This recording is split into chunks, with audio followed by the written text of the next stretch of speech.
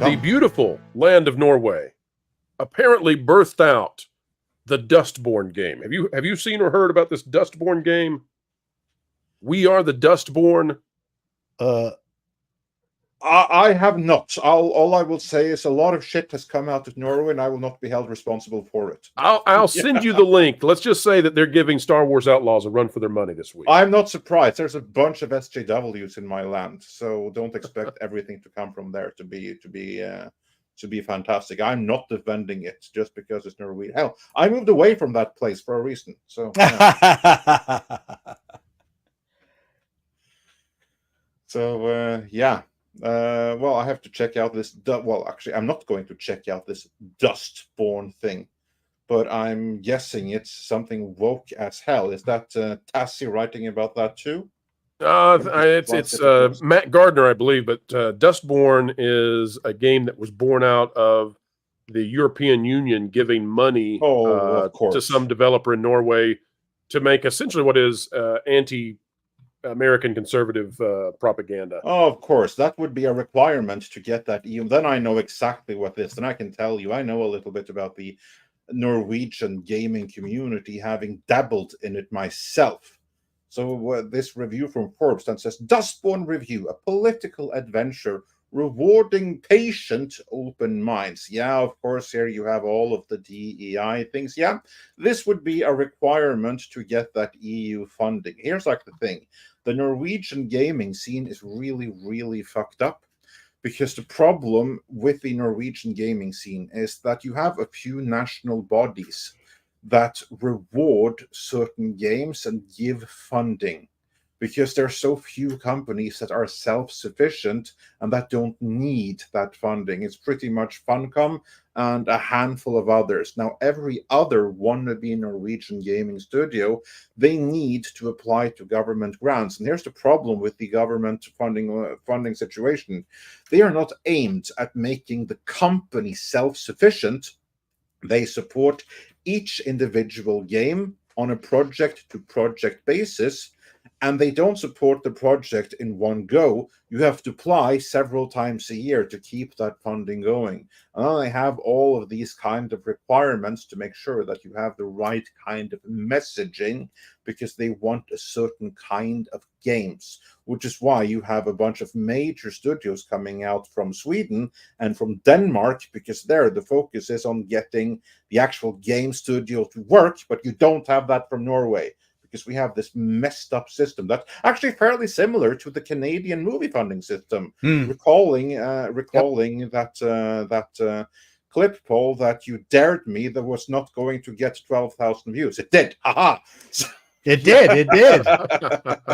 I was amazed. Yeah. So anyway, so yeah, that's the situation there. So the Norwegian gaming scene is there's some really cool stuff, but it's being crippled by the funding situation, and Dustborn would be an example of that. Actually, that's something I can do research on and actually do a video about, because I know a little bit something about the Norwegian gaming scene. I think you'll do exceedingly well with videos on Dustborn, because it is so ridiculously bad. I know Dustborn. That's supposed to be the multiplayer. Yes, I know. It's the shooter. Yes. Yeah, but it also implements systems from Rock Band or from Guitar Hero, except with your controller, and the lyrics. The lyrics are just gloriously terrible. It's like AI was told to write as a 5-year-old. I have to see if there's someone I know who's behind the game. Again, I have a little bit of background from the Norwegian games. I might actually know some of the people behind it, depending on who they are. But the fascinating thing is that Dustborn is out, and Star Wars Outlaws has something now to look forward to, because at least they can beat Dustborn. But I think we're going to have a similar kind of absolute collapse for a launch, just with different funding sources. Of course, Star Wars Outlaws largely funded privately, and Dustborn funded by large governments. I've seen some gameplay from the Star Wars Outlaws, and I'm predicting it's not going to be as bad as everybody is claiming it's going to be, claimed it's to be. Well, I'm looking forward to finding out. It releases what, Thursday night, Friday night? Yeah, you have the reviews are already out. You have a number of playthroughs, and plus they have already released a bunch, actually all of the cutscenes, which is something I have to say surprised me. And if you can get over the fact that it's obviously a gender-bent, smelly drug addict Harrison Ford look-alike, then it doesn't seem all that bad, if I'm completely honest with what I've seen so far. Yeah, But, yeah. If you can accept the lead character, it's kind of an open world version of Uncharted with some good parts and some bad parts. It's more acceptable than I think a lot of haters out there want it to be. Okay, so here's the that's what question I'm thinking too. So is it then a victim of the ecosystem that expects Star Wars to suck, or is it a victim of its own marketing team that put this out in a negative light right off the get-go? Like which way would the blame go if it turns out it's actually a good game? I think it's a little bit of both. First of all, that the negative hype, that's entirely of their own making. Because here's like the thing: you just look at what they did to the lead character. Because if we're completely honest, most of the negative hype is about the lead character and the ugliness, rather, of the lead character, and that is completely something that they have done of their own making. It's very obviously a gender bent Han Solo, and you saw the difference between the model and the finished character, right? And when they do this in an atmosphere where all women in gaming almost are given the trans treatment, and that's just going to make people all the more pissed about this. Now, if it weren't for that, if this is something that was done in isolation, if all other games were as they were like 5-10 years ago, and it's just this one, and it was everything else being equal, I don't think there would have been any controversy at all. But it's because this game follows the pattern of so many other games, and it is a pattern that gamers have rejected wholeheartedly. And that is what's going to give this particular game a lot of instant negative backlash, just because you see, oh, it's one of those. That is entirely down on the studio and the marketing. That's their own creative choices coming back to haunt them. And then maybe the finished game ain't all that bad, but still, you have no one to blame but yourself for that negative initial reaction. And then it's up to the game itself if they actually did deliver a decent game there. And again, I have never tried it. I never will. But from what I've seen so far, it doesn't seem terrible from the limited things I have seen from the gameplay or the cutscenes. But again, that can be misleading because I haven't tried it. I have to listen to the reviews of someone that didn't accept influencer contracts. And then we'll hear what they have to say. And I hope for those that did accept the influencer contracts and have reviews out already, that the reviews that will come later on is going to be in line with what they're saying right now. Otherwise, that's going to be a slight blow to their credibility. Kind of like those that really praised the Rings of Power. They really should have hoped that more people would feel the same, which they didn't in the end. Well, the good news is that it will be under the same market forces as the Acolyte. Not exactly the same because, of course, these are two different mediums, but not totally dissimilar. So we've got the beta masculinity of the lead female character.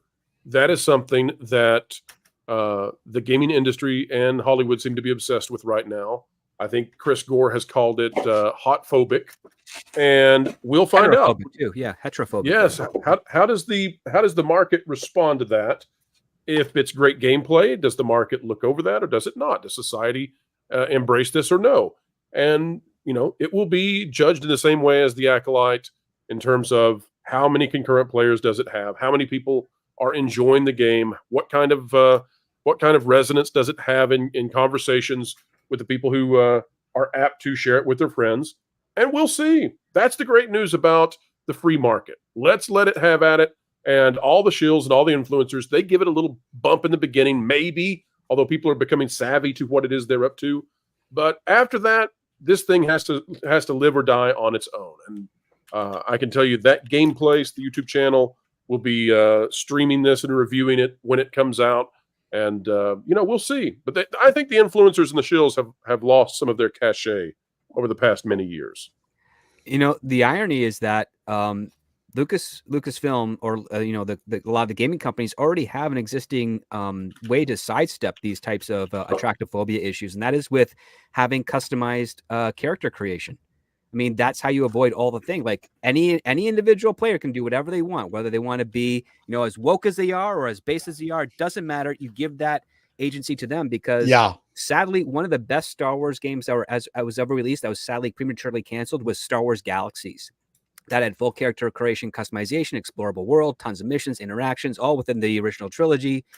But it was very expensive to run, and it didn't actually survive too long. In fact, it was replaced with Star Wars: The Old Republic, which ended up doing way better. That too also had limited but fair amount of character customization. So the fact that you got some of these sort of stabilized games where you're saying, oh, it's an open world environment, but you're stuck in this avatar, that kind of robs the player of the experience. And then also based on the choice of the avatar given, in this case, one of a not very attractive looking representation of a very attractive looking base model. You've already got potential customers averting their eyes because it doesn't seem like it's going to fit in with their ability to enjoy the gameplay. That's a very interesting point.